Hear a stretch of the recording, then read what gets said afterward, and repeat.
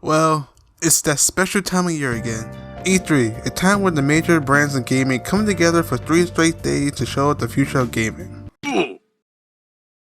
Yeah, thanks to the ongoing pandemic, everything's still cancelled. But thanks to the power of streaming, well, we still have something. Like back in June, Microsoft showed off new Xbox. I didn't cover it because I just didn't think about it. I am going to cover it in the future though. But for now, here's my take on the Sony PlayStation 5 reveal event.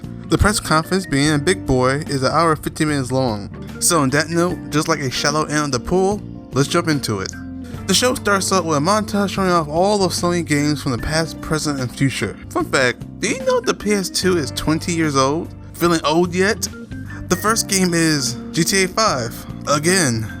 Oh, that's a good way to start your show, with a game that came out 7 years ago. I love GTA 5, played it on the 360, on the Xbox One, PC, for free, but I think Red Dead Redemption 2 would have been a better choice. I had the goddamn plan! Even though GTA Online made $1 billion in 4 years, I can see why Rockstar will continue to milk this series to the end of time. Or, at least till they finally surpass Skyrim. ほう、向かってくるのか。逃げずにこのディオに近づいてくるのか。近づかなきゃてめえをぶちのめせないんでな。ほうほう。では十分近づくが。Uh-oh, look like we get a new Spider-Man game, this time featuring Miles Morales. It's probably thanks to Into the Spider-Verse that Miles' popularity has skyrocketed. I'm guessing this is going to be a standalone, mostly because every time you do a Miles story, Peter ends up getting Uncle Ben. And it's a launch title too? Hopefully it comes out on the PS4. Probably not though. But besides that, you want to talk about the graphics? Let's talk about the graphics. They look great, although I'm pretty sure they're pre-rendered. So up next is the obligatory racing game Gran Turismo. Not a lot to say really. I mean, it looks so detailed and polished, almost like real life, but that's about it. It feels like Sony forgets about this series, but when the next console generation comes by, they like, wait a minute, we do have a racing game to show off.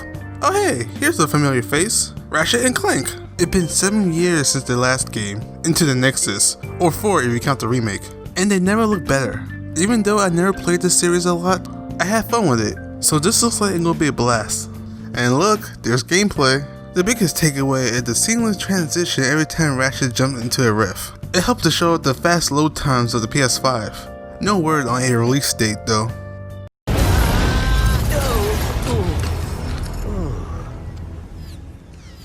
Ratchet, we are too late. Ratchet? Who? Hey, quit fapping. So the next game is by Square Enix, or published by them. It is called Project something. So be ready not to see this game for the next 5 years. Okay, so the next game is a bit different. You play as a cat, living in a city full of robot people. You know, I hope this is an RPG where you do cat things and level up. The cat looked pretty good. I mean, it's not Pixar level of details, but I'm sure the console will explode at that point. Well, we're 20 minutes into this thing, so I guess it's a good time to show what the PS5 controller can do. Like a haptic feedback, adaptive triggers, a USB port. Wow, they're really pushing the limits, aren't they? Motion sensor, built-in mic with speaker, and the headset jack. Now we're playing with power. But more importantly, a SSD hard drive. Finally! Next up, a game called Returnal by Worldwide Studios. At first, it seemed like some sort of mystery, like why is everything like that one Tom Cruise movie? And why is everything trying to kill her? The suspense is building, even though everything felt a bit David Cagey with a sprinkle of Kojima-ness. And then they show gameplay.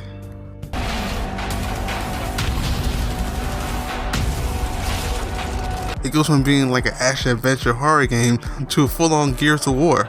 Just came out of left field. Hey, you remember Little Big Planet? The platforming puzzler that allowed you to create your own content? Well, Sony did, and now the sack is back with Super Sackboy 3D World. The next couple of games consisted of Destruction All-Stars.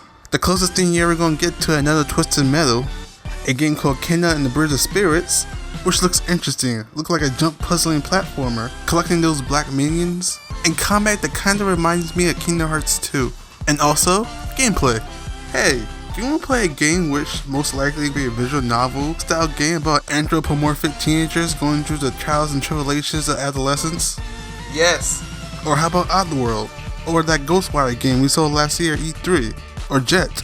Or a game by Gearbox that is not Borderlands, so who cares? Or maybe Hitman 3? I don't know about you, but mostly all of these games could be released right now on PS4, but apparently there was still more to come. Next is a teaser trailer for the NBA 2K21, probably next gen version. My guess is they probably put all their time and energy on the next gen, which means that current gen will probably be 2K20.5. Yay. Yep, just like 2K to have you pre-order a game for a console that hasn't been released yet, or have a price yet. So, Bugsnax. I honestly have no words. Just look. Species entirely unique to this island. Oh, this one's lively. Beautiful seed patterns. Oh, and it's tasty too. Welcome to the island of Bugsnax. This is probably my favorite game of the showcase, just on how insane it looks. We may not have gotten Knack 2, but this seems like a worthy successor. Wait, there was a Knack 2? Oh yeah, there was one 3 years ago. Huh. Oh cool, Demon Souls remake. For some reason, the art style reminded me of a modern day Dishonored. Well, it's been a while since a new Resident Evil game had been released, so here's number 8. Chris? Sorry, Ethan. Sorry, I gotta make sure she's dead, bro. Why? Oh, finally! They're showing off the new Call of Duty. I gotta admit, it was quite a bold move to show just late in the Wait, this isn't Call of Duty, is it? We've No. stepped into a war with Well, the wherever the game is, it comes out Let's get to taking 2022. out their command. Okay, so this is the last game, Horizon Zero Dawn 2. Wow, does it look good. Even the Watcher looks next gen. If this is all in-game engine, then it's really impressive. Whether we wanted it or not, we've stepped into a war with the Cabal on Mars. So let's get to taking out their command one by one. At long last, well, no, this is 2 months old and you probably already seen it, the PlayStation 5. And after 2 decades of black consoles, they went with white because Sony decided that they want you to see all the dust and fingerprints. My first thought is all you gotta do is slap an Alienware logo on it and you're good. I mean, I'm kinda indifferent on what it looks like. As long as it doesn't sound like about to take off into space where it runs, I'm good. So there would be 2 versions, regular and digital. And hopefully they both will come with at least a 2 terabyte hard drive, because I am so tired of fearing for my storage every time Modern Warfare updates. And the price? Well, you can get it for a low price of, I don't know because they haven't announced it yet. So what is Microsoft and Sony waiting for? The day before the release? It feels like they're playing the most expensive game of chicken, seeing who will drop first. See? It's just like E3, minus the cringe. I kinda miss it though, it was the best part. But yeah, that was about it, at least for now. I know Sony released a state of play, but it wasn't worth it. The only games I care about was Crash Bandicoot 4 and Bugsnax.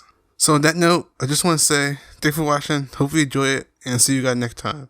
Yeah, that's how I'm gonna end the video. Later. Oh, P.S. I just got news that the new Call of Duty, Cold War, is being announced tomorrow. Or at least the multiplayer of it. And the new Xbox. And can't wait for both. Truly, on that note, thanks for watching. I hope you enjoy it. And before you go, here's Bugsnax. And follow me on Twitter.